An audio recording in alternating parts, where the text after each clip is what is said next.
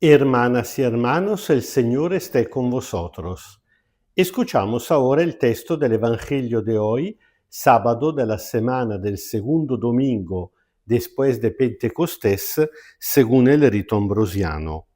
Lectura del Santo Evangelio según San Mateo, capítulo 5, versículo desde 20 hasta 24. En aquel tiempo, el Señor Jesús dijo a sus discípulos: Yo les digo que si no superan a los maestros de la ley y a los fariseos en vivir conforme al plan de Dios, ustedes no entrarán en el reino de los cielos.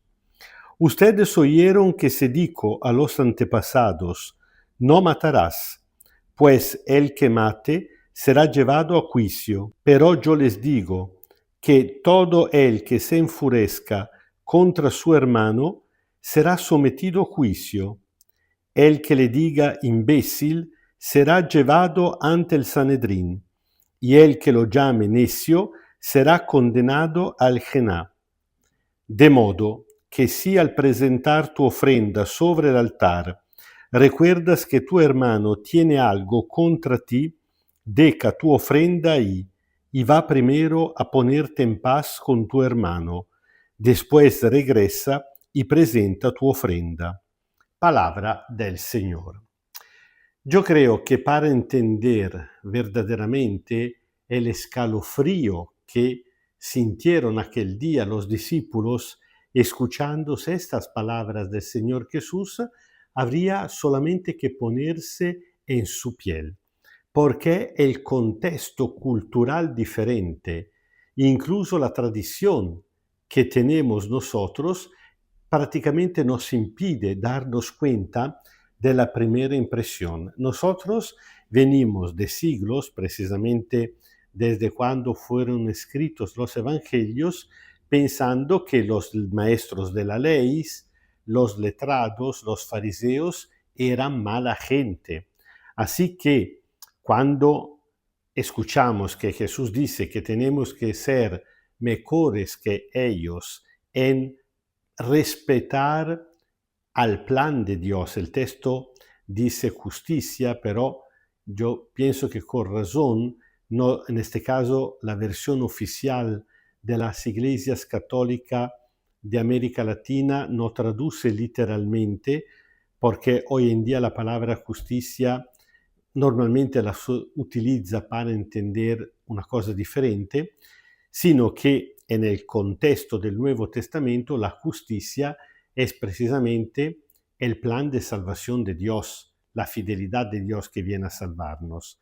Y el hombre entra dentro este plan de salvación llevándose con una conducta conforme a lo que Dios enseñó ya desde el Antiguo Testamento, interpretando auténticamente la enseñanza de Moisés, la Torá, que nosotros llamamos comúnmente ley, y sobre todo el Señor Jesús.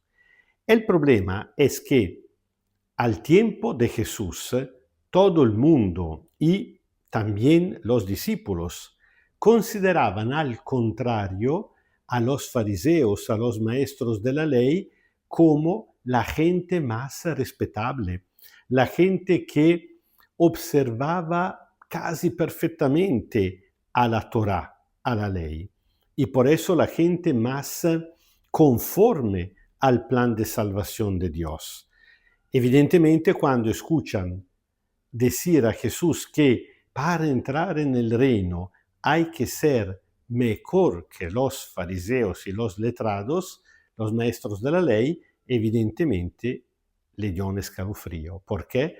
Porque uno instintivamente pensaba, entonces nadie se puede salvar. Incluso porque la gente sencilla había interiorizado la presunción de esta gente que despreciaba a los sencillos hasta el punto de considerarle gente maldita. Son palabras de los fariseos, precisamente porque, como muchas veces pasa, la ley está escrita o por lo menos interpretada por los poderosos, por los ricos, según sus propios intereses. De esta manera, evidentemente, los pobres no podían cumplir con su interpretación de la ley. Y por eso decían que era gente perdida, maldita por parte de Dios. Bueno, los pobres poco a poco habían introyectado esta idea, este prejuicio. Ellos se consideraban gente miserable y al contrario miraban, por la gran mayoría por lo menos, como gente muy respetable, como gente superior a estos fariseos y maestros de la ley. Cuando Jesús dice que hay que ser mejor que ellos, uno se desespera. El punto ya lo hemos tocado, casi sin darnos cuenta, precisamente con las palabras que utilizamos. Porque cuando digo la auténtica interpretación de la ley, evidentemente todo está aquí. Jesús no dice que los fariseos y los maestros de la ley tienen otra ley o que enseñan falsamente la letra de la ley. Jesús dice que pero no logran entender el sentido de la ley, el sentido de la enseñanza. Jesús dice que donde fallan los maestros es precisamente una auténtica interpretación de la enseñanza, de la ley. ¿Por qué? Porque dice que ellos se pegan a la letra, que incluso interpretan según su propio interés y no logran entender el espíritu, que es el sentido con el cual Dios dio esta ley. Así que Jesús hace un ejemplo concreto, dice, ustedes escucharon que se le dijo los antepasados, no está hablando de uno cualquiera, se está refiriendo nada menos que al gran Moisés, que así había enseñado a los antepasados de los contemporáneos de Jesús que uno cuando mata tiene que ser llevado al juicio. Pero, de hecho, esta gente, no matando físicamente a nadie, mataba espiritualmente a la gente. ¿Por qué? Como acabamos de decir, la despreciaban, la consideraban menos importante, la trataban por necio, por imbécil.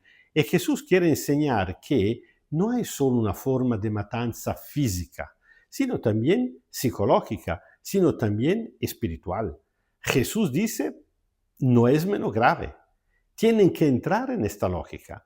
Uno no puede despreciar al hermano, a la hermana y pensar que no ha hecho nada de mal frente al plan de salvación de Dios. Uno se ha puesto afuera, exactamente como el otro que lo ha matado. Y, por último, para darnos a entender de manera aún más grande, fuerte, cómo es grave la situación, Jesús llega al punto de decir, si cuando estás ofreciendo al altar algo, te das cuenta que tu hermano tenga algo contra de ti, espera, va primero a reconciliarte. Claro, en este caso se están encontrando dos libertades.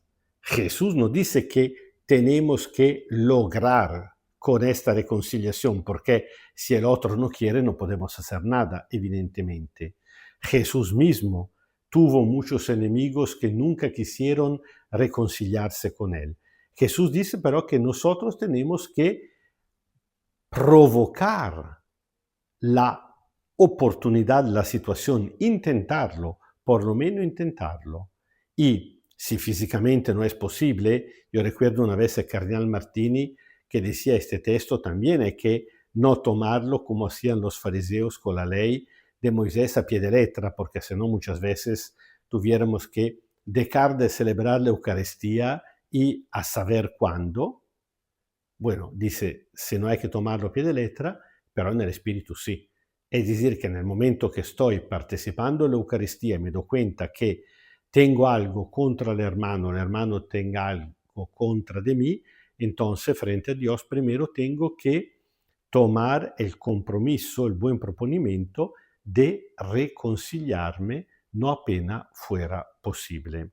Recuerdo una vez que me contaba un gran obispo de México, en Chiapas, Monseñor Samuel Ruiz, que llegó a una comunidad de los altos de la montaña, muy lejos, donde no, muchas veces iba un sacerdote, y cuando empezó a celebrar la Eucaristía, los hermanos presentes, el pueblo, le dijeron, pero nosotros no podemos celebrar la Eucaristía porque estamos muy divididos, tenemos muchos rancores entre nosotros.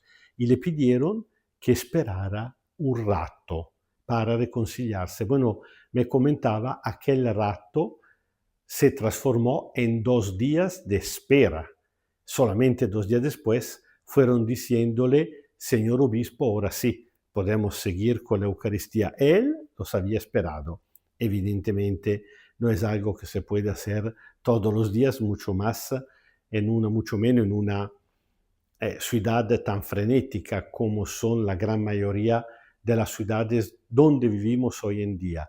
Pero sí, lograr a entender el sentido, el espíritu de la enseñanza de la ley que Dios nos dio para no ser solamente gente que se dedica a un nivel formal y por eso muchas veces hipócritas, sino llegar al fondo.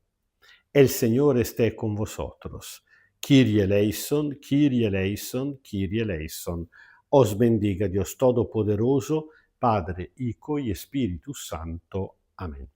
Y como a veces sabemos por experiencia que las buenas intenciones no son suficientes, pedimos el don del Espíritu que nos ayuda, nos fortalezca a nosotros para crear situación de reconciliación y a los demás para que sepan aceptarla.